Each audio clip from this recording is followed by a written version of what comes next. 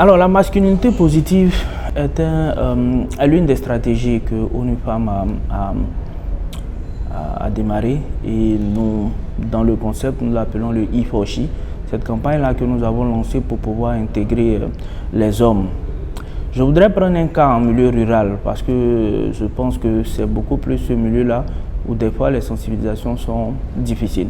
Nous avons des projets en autonomisation économique sur le terrain où nous accompagnons les femmes à pouvoir avoir des sources de revenus.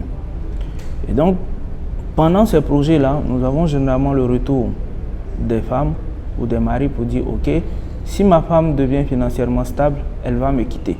Si ma femme a des sources de revenus, elle ne va plus me respecter. » Mais l'expérience a montré, les résultats ont montré qu'une femme qui est financièrement stable ou une femme qui a un revenu investit beaucoup plus dans le foyer comparé aux hommes.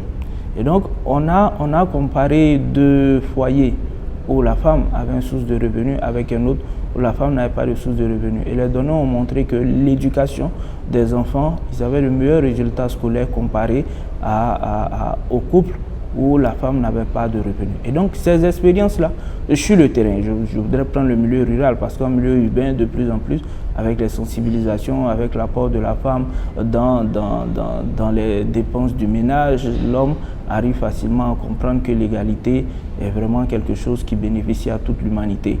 J'ai voulu m'accentuer sur le milieu rural parce que c'est à ce niveau-là qu'il y a un peu plus de résistance. Donc les expériences sur le terrain, l'accompagnement des femmes, les données statistiques qui ont été présentées et nous ont permis vraiment de pouvoir convaincre certains. La sensibilisation continue, les projets sur le terrain continuent, les communications continuent pour qu'on arrive vraiment à porter cette masculinité positive-là et que l'égalité ne soit plus un mot, mais ça soit quelque chose qui est vécu dans les couples et au quotidien.